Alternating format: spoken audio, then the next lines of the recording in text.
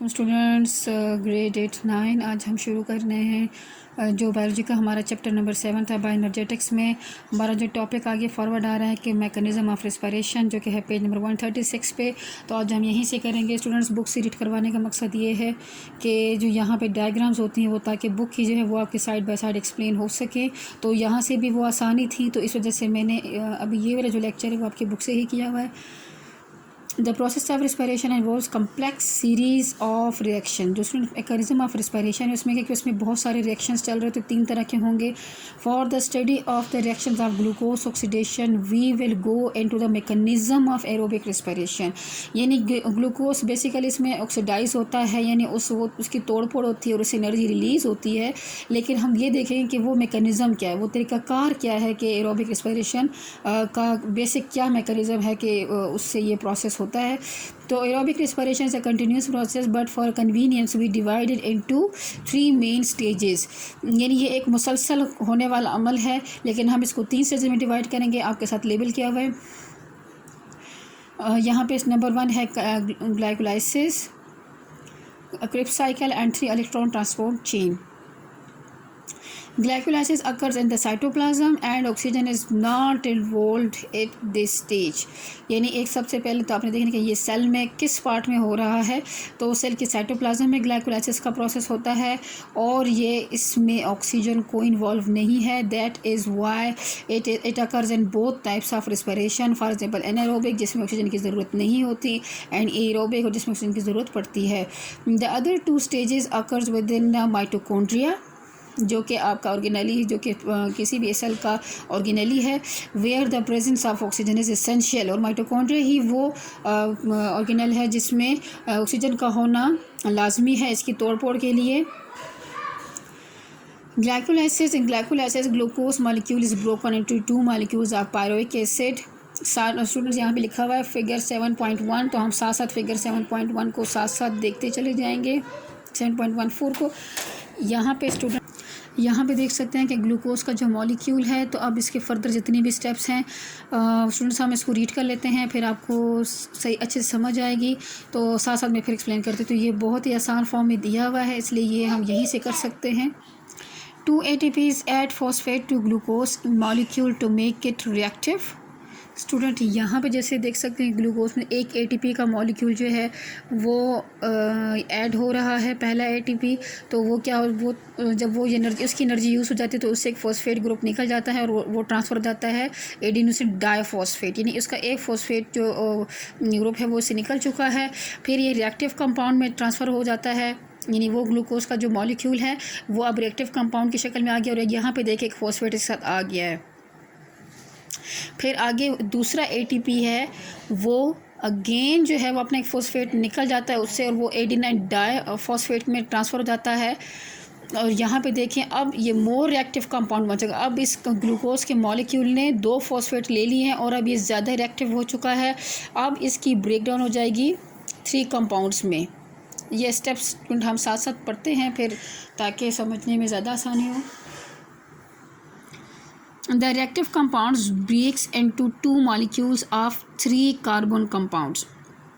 Each 3 carbon compound is oxidized। इसका मतलब क्या होता है स्टूडेंट्स के हाइड्रोजन उससे निकल जाता है and its hydrogen atoms are transferred to NAD यानी नाइकोटिनामाइड एडिनाइन डाइन्यूक्लियोटाइड।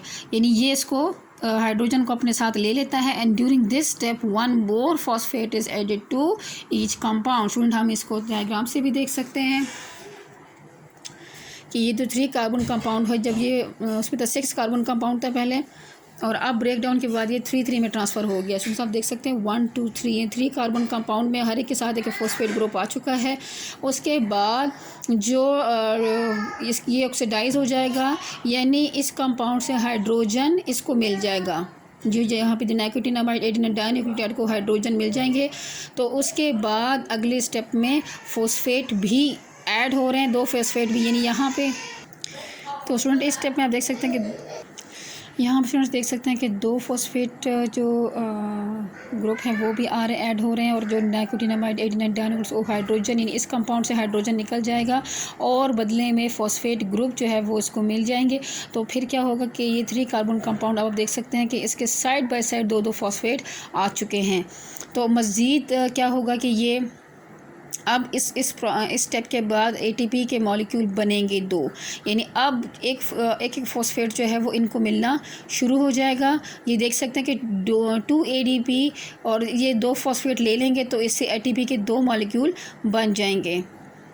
और फिर अगले स्टेप में क्या होगा कि यही 3 कार्बन कंपाउंड, अब इसके पास अभी भी 2 फॉस्फेट रहते हैं तो अगेन 2 एटीपी, यानी जो एडीपी था वो दोबारा से 2 फॉस्फेट यहाँ से भी ले लेगा और ये 2 एटीपी। तो इसका मतलब है कि हमारे पास नेट हमने पहले इस्तेमाल की 2 एटीपी, हमने यहाँ पे एक एटीपी इस्तेमाल किया और यहाँ पे एक एटीपी इस्तेमाल किया ताकि 2 फॉस्फेट ग्रुप इनको मिल सकें। लेकिन यहाँ पे फिर एट द एंड रिजल्ट हमारे पास इस प्रोसेस के एंड में क्या हुआ कि हमारे पास 4 एटीपीज़ बन गए, यानी हमने यहाँ से कितनी एनर्जी रिसीव की कि 4 एटीपी हमें एनर्जी की शक्ल में मिल गए। और 2 NAD, यानी हमारे पास 2 मॉलिक्यूल्स जो हैं वो ये भी एक एनर्जी मॉलिक्यूल होता है, तो ये भी हमारे पास बन चुका है जो कि आगे इलेक्ट्रॉन ट्रांसपोर्ट चेन में हमारे काम आएगा। नेक्स्ट हमारे पास अब ये जो हमारे पास प्रोडक्ट बन चुकी है इसको पायरुविक एसिड कहते हैं। तो इसका पहले प्रोसेस देख लें कि ये क्या है कि each 3 carbon compound gives up phosphate to form 2 ATPs and then it is converted into pyruvic acid. Student pyruvic acid ही जो ग्लाइकोलाइसिस का एंड प्रोडक्ट होता है, जिसको आगे फर्दर भी अभी ब्रेक डाउन होना है, लेकिन इस फर्दर जो ब्रेक डाउन होगा वो कौन सा प्रोसेस होगा उसको क्रिप्स साइकिल कहते हैं। स्टूडेंट पहले हम क्रिप्स साइकिल को एक दफ़ा पढ़ लेते हैं कि उसमें क्या डिटेल दी हुई है, उसके बाद हम इसको साइड बाय साइड लेके चलते हैं। In Krebs cycle, the pyruvic acid molecules are completely oxidized into carbon dioxide and water. Before entering in Krebs cycle, pyruvic acid is changed into a 2 carbon compound called acetyl coenzyme A. 1 molecule of carbon dioxide and 1 NADH, nicotinamide adenine dinucleotide dehydrogenase, are also produced during this reaction. After the formation of acetyl coenzyme A, the reaction of Krebs cycle start. The coenzyme A react with the 4 carbon compound and produces a 6 carbon compound. The 6 carbon compound releases carbon dioxide in 2 steps and it is changed into a 4 carbon compound. The 2 NADH and 1 ATP is also produced in these steps. The 4 carbon compound goes through a number of reactions and is finally converted into original 4 carbon compound of the first step. 1 FADH2 and 1 NADH are also produced during these reactions. Student, ये FADH2 क्या है? ये है flavin adenine dinucleotide हाइड्रोजनेज।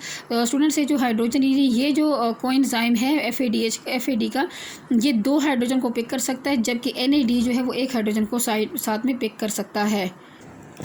Students यहाँ पे देख सकते हैं कि पायरुविक एसिड को जब फर्दर हम अभी प्रोसेस होगा तो ये जो कोएंजाइम A है ये इसके साथ जब मिलेगा तो अब इसने 2 कार्बन एसिटाइल, इसका नाम था 2 carbon compound called acetyl coenzyme, इसमें इसको ट्रांसफ़र कर दिया है। और इस क्रेब्स साइकिल्स में जो पहले से 4 कार्बन कंपाउंड मौजूद है, यानी क्योंकि ये कंटिन्यूस प्रोसेस है तो साइड बाय साइड चल रहा होता है, तो ये जो 2 कार्बन है ये इसके साथ मिलेंगे तो ये 6 कार्बन कंपाउंड में ट्रांसफ़र हो जाएगा। और जैसे 6 कार्बन कंपाउंड में ट्रांसफ़र होगा तो यहाँ पे कार्बन डाइऑक्साइड का एक मॉलिक्यूल यहाँ से निकल जाएगा और साथ ही जो NAD है ये कोएंजाइम भी ऑक्सीडाइज हो जाएगा, रिड्यूस हो जाएगा NADH, यानी ये 6 कार्बन कंपाउंड ऑक्सीडाइज हो जाएगा, साथ में इससे कार्बन डाइऑक्साइड भी रिलीज़ हो जाएगी। अगले स्टेप में भी कार्बन डाइऑक्साइड दोबारा से ये 2 स्टेप में होगा कि 2 मॉलिक्यूल्स ऑफ कार्बन डाइऑक्साइड निकल जाएंगे कि ये मॉलिक्यूल है कि ये दूसरा, और ये NAD जो कोएंजाइम है ये दोबारा से हाइड्रोजन को रिसीव कर लेगा। और अब इस प्रोसेस में यहाँ पे देख सकते हैं कि ये जो कोएंजाइम NAD है ये 2 दफ़ा जो है ना रिड्यूस हो चुका है, इसने हाइड्रोजन को इसने इस कंपाउंड से रिसीव कर लिया है और 2 मॉलिक्यूल्स ऑफ कार्बन डाइऑक्साइड भी इससे निकल चुके हैं और इसके नतीजे में हमारे पास एक ATP मॉलिक्यूल भी बन चुका है। अब ये जो फोर कार्बन कंपाउंड है ये मज़ीद क्या होगा, ये ऑक्सीडाइज हो जाएगा, यानी ये मज़ीद हाइड्रोजन जो है वो FAD को दे देगा। FAD स्टूडेंट्स क्या है, यहाँ पे भी लिखा हुआ है flavin 89 dinucleotide is also a coenzyme like NAD, it gets 2 hydrogen and reduces to FADH2। Students जब ये हाइड्रोजन को पिक कर लेगा तो फिर हम इसे कहते हैं कि ये रिड्यूस फॉर्म में हो चुका है, और ये 2 हाइड्रोजन के यहाँ पे देख सकते हैं FADH2, यानी 2 हाइड्रोजन के एटम्स को उसने रिसीव कर लिया है। अब यहाँ पे है कि 4 कार्बन कंपाउंड फर्दर जो प्रोसेस होगा तो उसमें जो नाइट्रोजन डाइन्यूक्लियोटाइड है वो दोबारा से रिड्यूस हो जाएगा इनटू NADH। तो अब ये जो 4 कार्बन कंपाउंड है ये दोबारा से जब पायरुविक एसिड का सेकंड मॉलिक्यूल आएगा, यहाँ पे देख सकते पायरुविक एसिड हमारे पास दो मॉलिक्यूल्स हैं, तो अभी एक प्रोसेस हो गया, इस तरह दूसरे का भी सेम प्रोसेस होगा। तो ये जो 4 कार्बन कंपाउंड है ये इस अवेलेबल होगा कि मज़ीद जो ये पायरुविक एसिड आ रहा है ये इसके साथ रिएक्शन में चल सके और इसमें मज़ीद जो ATPs हैं वो हम प्रोड्यूस कर सकें। यहाँ पे आप जो एक देख सकते हैं कि 3 कार्बन पायरुविक एसिड है तो वो एक कार्बन डाइऑक्साइड को बनाने में काम आ गया, ऑक्सीजन को उसने पिक करके कार्बन डाइऑक्साइड का एक मॉलिक्यूल यहाँ पे भी बन चुका है। तो स्टूडेंट्स उम्मीद करती हूँ कि आपको ये समझ में आ गया होगा। अपने घर में इसको अच्छे से प्रैक्टिस करना है और साथ साथ याद करते रहें, और इसको अपने होमवर्क कॉपीज़ पे भी बहुत अच्छे से डायग्राम्स भी बनाएं और स्टेप्स को भी बहुत अच्छे से लिखिएगा। अल्लाह हाफिज़।